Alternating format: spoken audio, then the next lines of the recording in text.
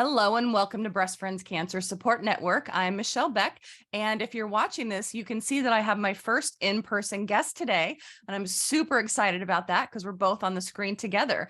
We'll get into her story in just a minute, but if you're a listener, you know that I am a two-time 10-year survivor of breast cancer. I'm the patient programs assistant at Breast Friends of Oregon. And when I have time, you can find me on social media at I Never Liked Pink, which is not very often, especially now during the holiday season. So my guest today, her name is Kelley Page, and I met her through Breast Friends. She doesn't have a program to share about survivorship or hints to deal with side effects, but what she does have is a story of survival through difficult trials in life and almost unimaginable odds. She really is not supposed to be here today, but she's come out on the other side. A quote which sings to Kelley and brings her so much joy is, "The greatest glory doesn't come from winning, but from rising each time you fail." And that kind of gives me chills. It's super important. And we'll talk about today why she feels that way. So Kelley, welcome and thank you for being here. Can you tell us a little bit about your stuff, the non-cancer side? We'll get there. Certainly. Michelle, it's my pleasure to be here. Thank you for having me.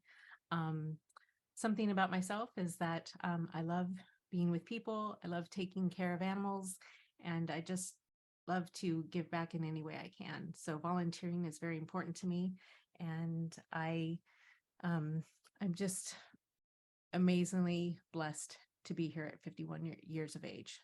Well, and as I forgot to mention, so today, when this airs, December 21st is Kelley's birthday. So happy birthday, Kelley. And also, so we're both celebrating Christmas. I have my candy cane earrings on, and Kelley has her Christmas tree. So Kelley, in our past conversations we've had, we talked about how you grew up in kind of a very, I guess, vagabondish lifestyle where you moved around a lot. You had a single mom and you really went from location to location and didn't get to settle anywhere. What was that like for you? It's obviously a very different experience to be brought up by a gypsy, and one that was actually gay or homosexual. So that was a very different aspect as well.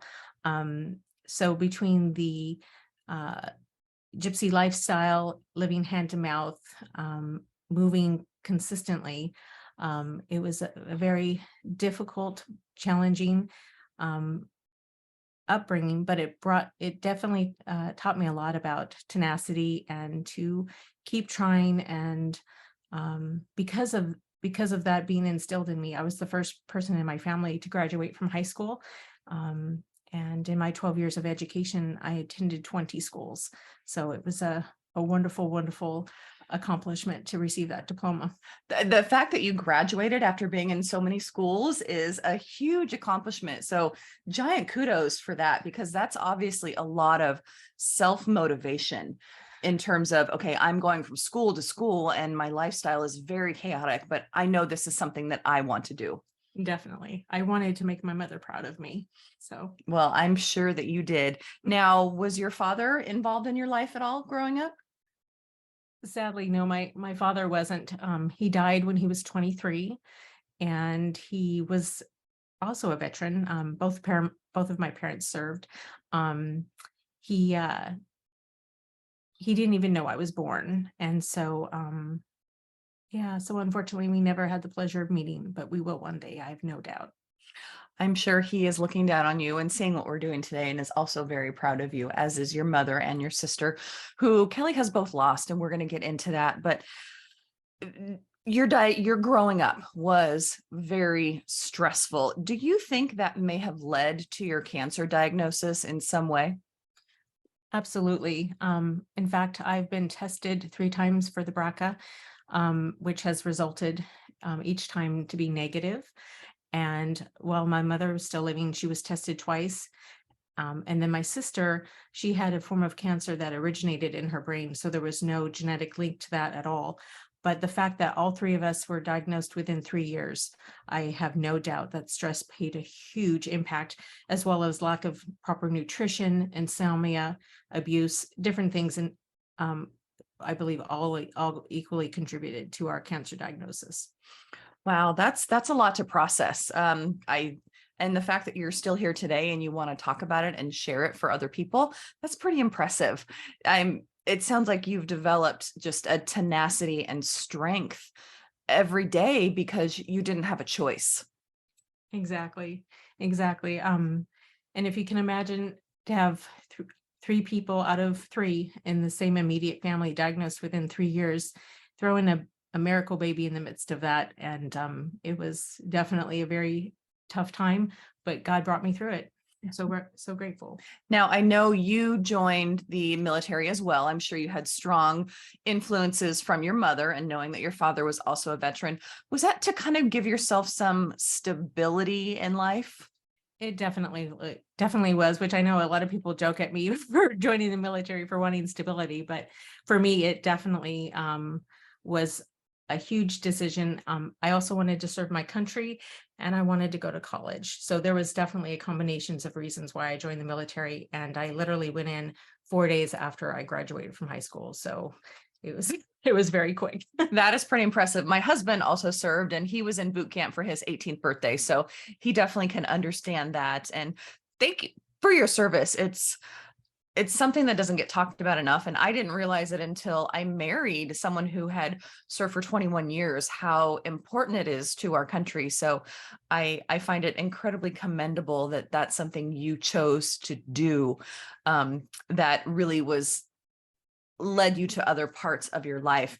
Now, I kind of want to get into the talk you also about your early family life, and not your immediate family, but you met your husband to be when you were a teenager, and then had a challenging long distance relationship. Can you talk about that for a bit, please? Sure.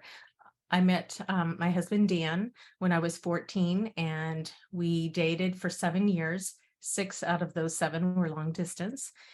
He was on a submarine, and so 10 months out of the year he was underwater, and the other 2 months he was on land, maintaining the boat, or what they call a submarine. And so yeah, it was a very difficult relationship for it to be not only long distance, but for the lack of communication and time together. But we did, after 7 years, decide to marry, and we were newlyweds when I was diagnosed at 23. And so that was a very challenging time as well, not just to be diagnosed, but of course he was gone when I was going to ask that, was he actually available to talk to when you were diagnosed at all? No, he was underwater, and I had to fight to get him off the boat. As it was, I had gone through a couple of surgeries, and finally one doctor said, who is here to pick you up and take you home? And I said, I don't have anybody. I'm going to have to take a taxi. And he said, no, I think your husband should be here. And so that particular doctor helped me get Dan home. And as it was, it only ended up being 2 weeks before the boat was due to come in anyway. But yeah, that was a really, really tough time. And as it turned out, Dan came home the eve of my mastectomy. Mm. Wow. So obviously Kelly is a cancer survivor and really against the odds. So can you tell us, Kelly, about that time in your life where you knew something was wrong in your body? What started that thought, and how did you finally get to a diagnosis? I was 22 when I found the lump, and it just I wasn't in the habit of doing monthly breast exams at 22. Well, unfortunately, most women are not. I never did breast exams, and I'm not going to lie, I did not do them between my first and my second diagnosis either. I don't know why. I don't know if it was stubbornness or laziness, but it's not a smart thing. Exactly. I think, well, at 22, of course, you're not thinking about breast cancer, especially back in 1994. That was not something that anybody talks about or mentions. But I had discovered a lump, and it was my intuition that told me that something was wrong. And so I kept trying to find any doctor that would take this lump seriously. And after a year and a half and 8 doctors, I finally found one that said, you definitely need a mammogram. And it was- Because you're too young for cancer. exactly. And were you dealing with military physicians at that time? I was, yes. Dan was, I was out of the military, and my husband, of course, was. And so, and that's another thing.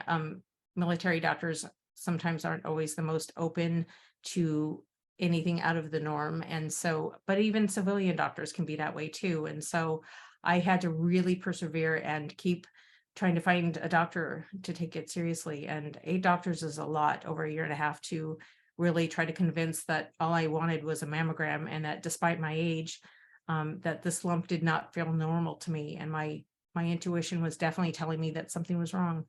And that is always another thing which we really talk about on the show, is to be your own advocate. And if someone is not listening, scream it from the rafters until someone pays attention to you. Now, after those 8 doctors and you pushing and trying to figure all of this out, what was the final straw when someone said, "Oh my gosh, this actually is cancer"? What stage and grade were you at? I was at stage 3. Oh, which is really frustrating because cancer can grow very fast. And Kelly had been trying for a year and a half Yes. to get someone to help her. And finally, she was diagnosed at stage 3. What I know something else also happened that same day that you were diagnosed stage 3. What was that? Um, excuse me. That's okay. It happened to be the anniversary of my father's passing. And so I just thought that was very interesting. My dad and I, our birthdays are just about a month apart, and he passed away on September 5th. And then, or excuse me, I'm sorry, September 15th. September 5th is my diagnosis date. And it was September 15th that I found out it was stage 3. So it was very interesting how at the same, and he passed away at 23. So at the very same stage in our lives, to almost basically to the very day, in the sense of our birthdays being only a month apart, is very interesting, to have the death of his anniversary and my diagnosis stage the same day. I just thought that was quite an interesting coincidence. Now, so you were diagnosed stage 3. What was the initial treatment protocol that you went through at that time? I'm actually, I participated in a study, and in fact, I'm in the medical journals. Which is pretty exciting. I mean, the fact that you're in the medical journals and you're here to tell about it, or how many, I can't do math, 28 years later, that's pretty impressive. Yeah, it's really, really cool. I was on a very aggressive chemotherapy regimen where I had 3 types of chemo. To this day, I still remember, which I don't think I'll ever forget: adriamycin, Cytoxan, and 5-FU. Oh, I haven't heard of that last one. Yes, I used to be creative with the FU part. I can appreciate that. And so, yeah, I had it weekly, which at that time was unheard of, and to this day is unheard of. So I was supposed to have 32 rounds of chemotherapy. I only ended up having 30. I maybe due to good behavior, I don't know, but my oncologist decided to call it quits at 30, and she felt that was enough. And at one point I had gotten down to 82 pounds. So I think that may have had something to do with it. Because your body was not, it might have been killing the cancer cells, but it was also killing you, unfortunately, at that time. And so Dan got home on the eve of your mastectomy. Did you have chemo first and then your mastectomy? No, I had mastectomy first. Okay. And then I also had a Hickman catheter. I don't know if you're familiar with that is, but it's it's an interior tube, and then it has 2 exterior tubes, and that's where you receive your chemo. And just as I was getting ready to begin chemotherapy, Dan left. Okay, of course. So sorry. Okay. But that is the military life. You go when you're called, unfortunately. And so, but you also had some very non-smooth things happen after this time where you ended up back in the hospital. Yes, exactly. There was a time in April of 96 when my neighbor found me unconscious, and I was in a coma, and ended up being in one for 18 days. So Was that when you were in the chemo process? yes. Okay. Yes. Exactly. I'd been on chemo for about 4.5 months at that point. And so I had several chemo sessions, and so that was a very difficult experience to wake up from a coma and have no one be there. But it obviously God gave me a sense of humor because I made a joke right away after I woke up. So Do you remember what that joke was? it was kind of like more of like, I said, I took out the tube out of my throat and I said, "This isn't heaven, this is a hospital," and I made the nurse was outside my door doing my chart, and she happened to hear me, and she was super excited that I was awake, and I had no idea that I'd been in a coma for 18 days, of course. And so I chose to look at it from a positive perspective and just kind of make silly little comments and jokes. And she said I was the first patient she'd ever had that had that kind of sense of humor, and that was that happy to just Be there and to be alive. Yes, and exactly. Well, and I've always said it's much easier to laugh through the pain than cry, because you have to do one or the other. With cancer, there's usually no in between. Yes. But we do have a lot more of Kelley's story to talk about. So please stay with us. Listeners, if you or a loved one needs our services, please go to breastfriends.org and check out patient programs to see what we can do for you. If you would like to donate to Breast Friends to help us on our mission to ensure that no one goes through cancer alone, you can do that on our website. There's a big donate button, or text BF Radio to 41444. Stay with us. We'll be back in a minute. Thanks for staying with us at Breast Friends Cancer Support Network. I'm Michelle, and my guest is Kelley, against the odds survivor, smiler, and lover of animals. And we are talking about how she's had the strength and tenacity and drive to overcome some really hard obstacles in life and still be here with a smile on her face. So Kelley, we had talked previously, and you kind of came up with a quote about being diagnosed so young. Can you share that with our listeners and why? Almost definitely. I came up with the quote of "Cancer doesn't check your age at the door," because I cannot tell you how many times in my life that I've been told that I was too young, whether it was before cancer or after. That is something that we still 27 plus years later are having to endure. I still come across articles that where these young women are being denied mammograms, and I find it infuriating, just because it is an illness that really doesn't care what age, race, gender, color, Yes. religion, it doesn't matter. And so if there's anything that I could do to make a difference and help open people's eyes, that cancer does not discriminate.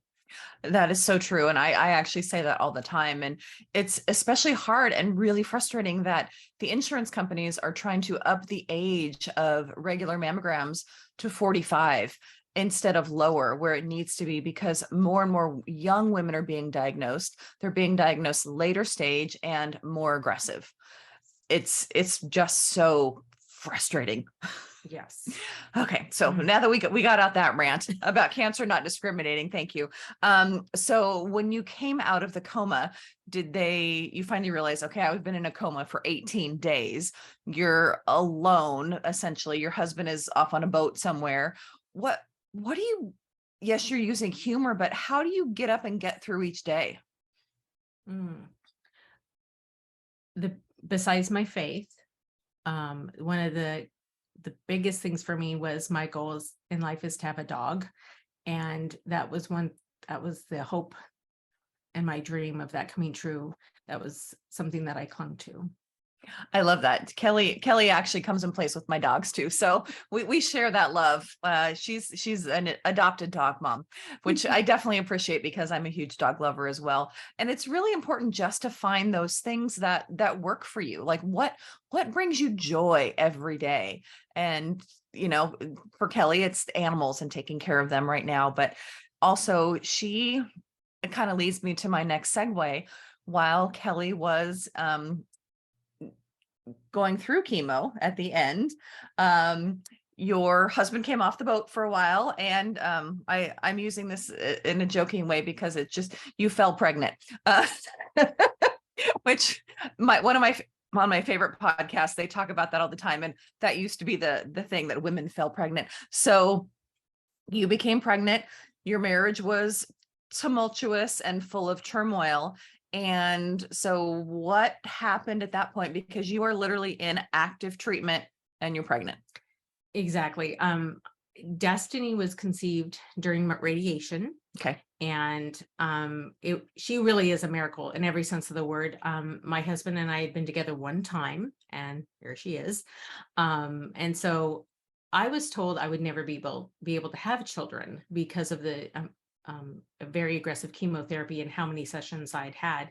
And so here I had literally just finished my radiation treatment, and a few days later I noticed that I wasn't feeling well, but when I called my doctor, Not feeling well in a different way. Right, exactly. Something was off, something was different, and I knew that. So I called my oncologist, and she said, well, you did just finish radiation, so it could be anything, and it would make sense that you're not feeling well. I had such a really aggressive treatment, not only with chemotherapy and radiation, but I'd also had at least 10 surgeries related to my cancer experience at that time. And so it was a lot, all within a very condensed amount of time. And so I continued to feel just very different and off. And so one night I decided to go into the emergency room, and I was getting ready to have a body scan, and literally the nurse came in running through the room and said, stop the test, because the gentleman was literally had his hand on the button. And I said, why are we stopping the test? And she says, because darling, you're pregnant. And I'm sure literally the blood just rushed out of your body and you're like, what the hell are you talking about? Yes, exactly. And of course, as you know, not only was my body had gone through all this trauma, and consistently for so long, but knowing that my husband and I had only been together that one time, it was amazing. And as soon as I could pick my jaw off the floor, I turned to Dan and I said, it's destiny. And it was at that moment that God told me, and that's her name. Oh, I just got chills. But it was not an easy pregnancy. And you had been given some advice about the pregnancy. Can you share that and what that entailed? Oh, definitely. I did the same thing as I did when I needed that mammogram. I went and I talked to any doctor who would listen to me and give me a few minutes of their time and their expertise. They were not used to dealing with a younger woman who had breast cancer, for one thing, but then to have gotten pregnant during radiation treatment, that was something altogether different. After all that chemotherapy, it was just not supposed to be. And so I literally had all these doctors scratching their head, and once again, talked to about like 10 doctors, and 9 of which, including my own oncologist, told me that I needed to abort the baby because the type of breast cancer I had was estrogen receptive.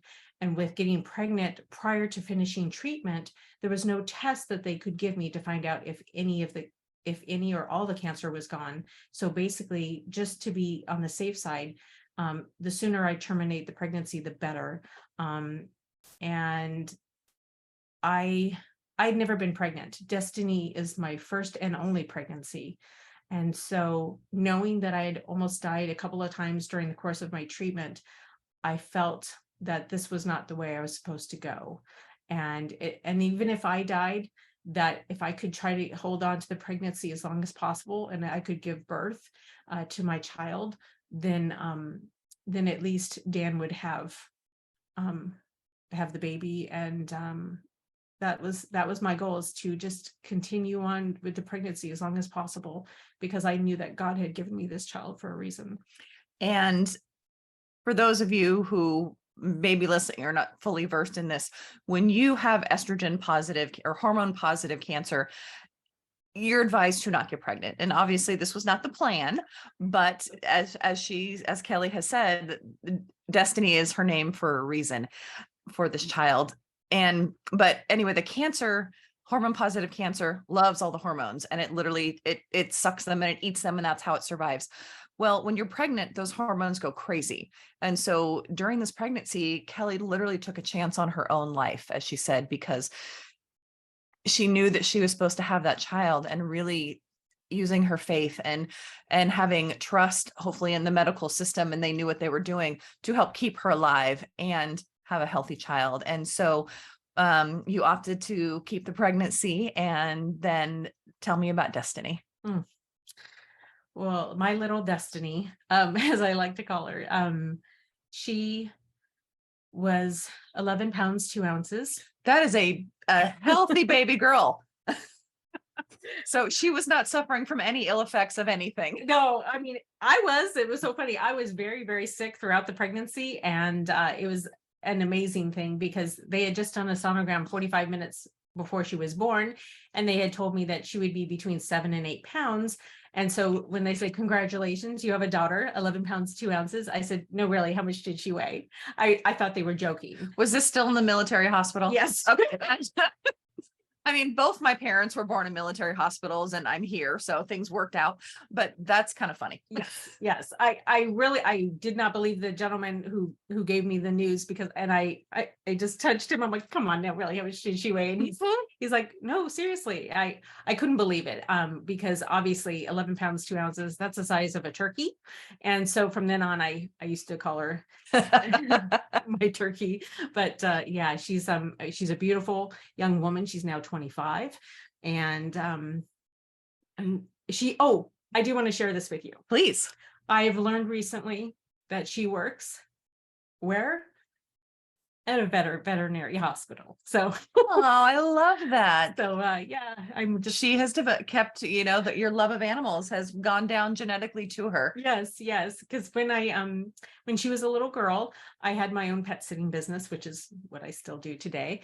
And so yeah, we've always had animals, whether our own or taking care of other people. So to hear that she's working at a veterinary clinic just makes her mom so very proud.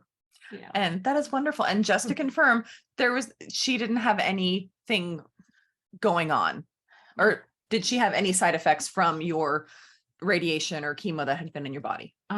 Thankfully, not altogether, not too bad at all. They did Good. think that she might be a little slow, or that she might have some deformities due to the radiation. She had about 2.5 weeks of it. Okay. So that's a fairly good amount. But and my abdomen was not shielded. And so, yeah, it was a really scary thing, because actually the doctors thought we were both going to pass on as a result of this pregnancy. And so to know that you and your unborn child may pass away from this is a very scary experience. I had just lost a friend of mine just 3 months before I got pregnant. And to lose a friend who's your age, she had leukemia, and knowing that that I might be in heaven sooner than I anticipated, that was a very scary and very real thing for me, to have that kind of mirror example, and know that young people do pass away, and cancer, as we talked about earlier, does not discriminate. And so it was a very scary pregnancy. I used to wake up every morning and thank God for that day. And when I go to bed at night, I'd pray that that my baby and I would make it as long as possible, to at least keep her with us. So that was my goal, is to keep the baby in my tummy as long as possible, so that hopefully she would at least have a chance. Well, you obviously gave her that, because she's a flourishing young woman now. Do you feel like going through that cancer experience and advocating for yourself and really having to do this on your own made you a better mother? I do. I do think it made me a better mother. It was a very stressful time, because 12 days before Destiny was born, that's when my mother was diagnosed. And I was in the intensive care unit when I learned that my mother had stage 4. And then not long after that, my sister was diagnosed with brain cancer. So it was it was hard because I didn't feel that I had a whole lot of strength, because I was definitely emotionally overwhelmed. And I know that being a mom in the best of circumstances is challenging. And in my case, I was surrounded, I felt like my whole world was all about cancer. And of course, it was. But I knew that I had to try to be as strong for this little girl as possible. And so I'm very proud of her and very blessed. Well, obviously you've done that, but you really had to it was like you were just out on an island on your own, because you were dealing with your own health issues and raising your daughter, and you feel like your family, your immediate family, your mom and your sister should be like pitching in to help, but then they're dealing with their own health issues. And I do truly believe that stress can contribute to cancer, and the fact that you were all diagnosed within 3 years of each other is, with no genetic links and all of that, it's a little nutty. It So it is. It was so hard. And I just more than anything, I wanted Destiny to have a relationship with her grandmother and her aunt. Um that was so important to me. And that was really, really hard because, I mean, none of us know when our last day is going to be, mhm. but to so that she would have a relationship with them, what I would do is I would drive down to wherever they were living at the time. I was in Washington State. I was in Bremerton when all this was taking place, and Destiny ended up being born in Tacoma at Madigan Army Hospital. But so I would drive to my mother's place, who lived in Renton. So that was only a couple hours, but my sister was in Salem. And so I would literally take Destiny to my mom's house to be with her and help take care of my mom. And then I would be there for a week or two, and I would pack up and then drive down south to Salem and help take care of my sister, all while having a baby on my hip and not even having an opportunity to really deal with my own illness yet, because to have a life-threatening pregnancy when you hadn't even finished your own treatment yet, there was just no time. And so I had to put a lot of my own stuff on hold, and to be taking care of your mother who has breast cancer, which is something I'd already had and already had just had gone, that whole experience. And then so I could relate to my mother with having the same disease, even though it was a different type of breast cancer. And then take care of my sister, who was basically my age, although of course I could not relate to having brain cancer. And so and then trying to be a good mom on top of all of that, it was definitely very, very difficult. And I was really hoping that they would both live long enough for Destiny to have some memories of them. And unfortunately, my sister died just after Destiny turned 3, so she has no memories of her Aunt Kathy, but thankfully she does have a few memories of her Grandma Judy. I love that. We are going to talk more with Kelley and about what she has gone through and how she ended up where she's at today with a smile on her face. So listeners, please stay with us. If you would like to reach out to me, you can email me at michellebeck@breastfriends.org. Stay with us. We'll be back. Thanks for staying with us. I'm Michelle and my guest is Kelley, and we are talking about Kelley's journey with trials and tribulations in life and how she moved through and beyond breast cancer, has a wonderful daughter despite all of the doctor's wishes, and she knew that it was destiny, and that is her name, which is wonderful. But Kelley did also lose her mother and her sister to various cancers all while this was going on, but she's still here today and is just really wanted to share her story as kind of inspiration to others. So Kelley, let's talk about something that you've mentioned a couple times. How important was faith and your relationship with God in this journey? Incredibly important. I couldn't have done it without him. So now, did you, growing up, and this isn't the politically correct word anymore, but you said it. So you grew up a gypsy lifestyle. Is religion a part of that, or is that something that you developed on your own as somewhat of a coping mechanism to help you get through? Religion or spiritual beliefs were not a part of my upbringing at all. It was actually when I was 17 that I met an elderly couple who introduced me to Christ, and I became baptized. In fact, they lived here in Portland, and I was at that time I was living in Salem, and so every so often I would come up to Clackamas and attend New Hope Church with them. And so thankfully at 17, I not only became baptized, but that began my forever relationship with God.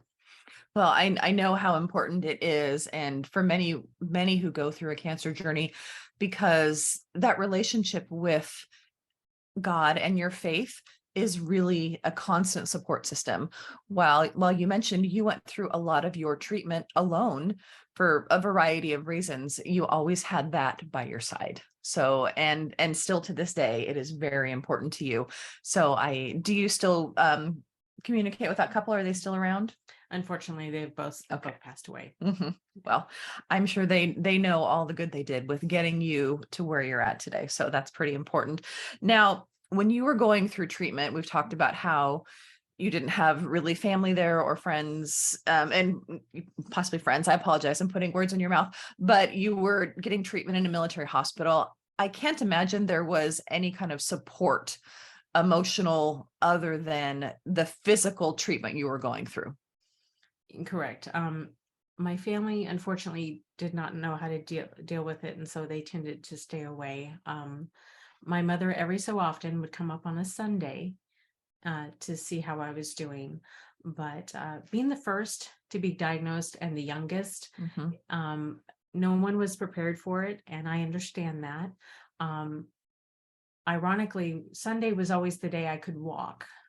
Monday through Saturday I couldn't, and Sunday I could at least walk instead of crawl. Because of your treatment schedule. Exactly. Okay. You finally, Sunday was the day you felt okay. Okay, not great. Not good.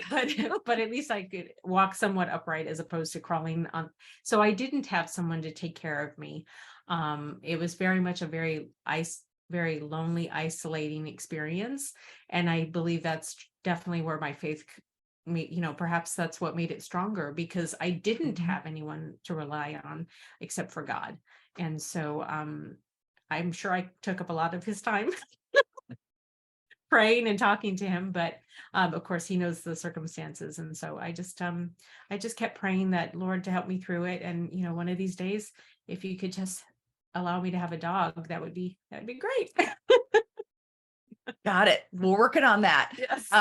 So now we met through Breast Friends, and you found Breast Friends years and years after your treatment. How did that come about? And why did you feel like even years later, it would be helpful? Oh my goodness. It was amazing. I actually was homeless at the time when I found Breast Friends, which is not something you normally advertise, but that's how difficult my life had been. I'd been divorced from Dan and had nowhere to go because, of course, my family had already passed on. And so I happened to hear about a breast cancer convention that was in Vancouver. And that's where I was kind of staying, was in the Vancouver area. And so I decided, well, what the heck? It certainly can't hurt. I always like to learn, and so that Sharon and Becky had a booth at the hotel, and that's where I learned about Breast Friends, and I've been involved with it off and on since. So, and how long ago was that? Gosh, that was 2008. Okay, so you definitely one of the longest members, because it started in 2000. So we love that. And the fact that you're a 25, I can't do math, 25, 27-year survivor is pretty amazing. I remember the first time I met Sharon was actually at a Susan G. Komen conference, a convention. And I was after my first diagnosis, and I was really gung-ho. I'm like, I'm going to go be a part of this community, not really knowing what it entailed. And I walked up to the Breast Friends table, and she's, Sharon, and she's very bubbly, and she has this personality that just shines light. And I said, well, what do you do? And she's like, well, we can help you if you need a wig or if you need support. And at the time I didn't need a wig, and I didn't realize that I needed support. And so I didn't go back to Breast Friends until after my second diagnosis, when at that point I was like, oh my gosh, I'm lost and I'm broken. And I essentially walked in the door after I finished my active treatment to volunteer, because my son was in school. I needed to do something. and realized how much support I actually needed. And now 5 years later, this is where I am. So it's all history at this point, but it's amazing how important that support system of finding women who understand what you're going through and who get it. Yes, definitely. So you were able to join the Breast Friends community. You've been a part of it for almost 15 years. What would you tell someone out there who doesn't have the support, but is looking for something like Breast Friends? I would say don't be shy. Don't hesitate. Because cancer is a very isolating experience anyway, even when you do have a support system, but especially for those women and men, because men get breast cancer too, that don't have family and friends around for whatever reason. I think it's so important to reach out and make that phone call or send that email. And I know it's hard because we have a lot of pride, especially I think even as women, we're used to having to take care of everything. It's so important to reach out and be your own advocate and just say, hey, I'm a little lonely, or I need help with this or help with that. It's okay. It's a good thing to reach out and not just have people around you in the sense of physically, but just have that emotional connection is extremely important. Definitely. I cannot echo those words enough. Now, if you have met someone, I'm sure you've met many women through the program who were recently diagnosed, other than the fine support, what kind of words of wisdom can you give for our listeners? Listen to your intuition, honor it, and don't ever, ever let a doctor tell you that you're too young for anything, because it just, whether it's cancer or another illness, oftentimes it doesn't discriminate against age. And so ladies, especially the young ladies, I really want you to listen to your gut. And it doesn't matter how many doctors it takes to get those questions answered. Just keep going and keep believing in yourself, and just know that you're on the right path, and following that intuition is just so very important. Well, I just found my video clip right there that I'm going to post later on.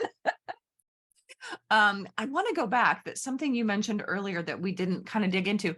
You said that you had 10 surgeries for your breast cancer treatment. What was that all about? Like, why did you have to have so many? Well, because it was a military hospital. Okay. There were not a lot of people that knew how to do biopsies correctly, lumpectomies correctly, and even my mastectomy was not done correctly. I was not properly sewn, and so part of my body kept oozing out of me. And after 3 weeks, they had to go in there and sew me up again. And so I found out later from one of the nurses that I was the first mastectomy that doctor had ever performed. Oh, good times. Yes. And he had shared with me in confidence that the doctor actually had the book. He was reading it as he was doing my mastectomy. So there was quite a few surgeries involved prior to starting chemotherapy. And again, all within a very short period of time. It ended up being about 10 surgeries in 11 weeks. That is a lot for your body to go through. It really, truly is a miracle that you got pregnant.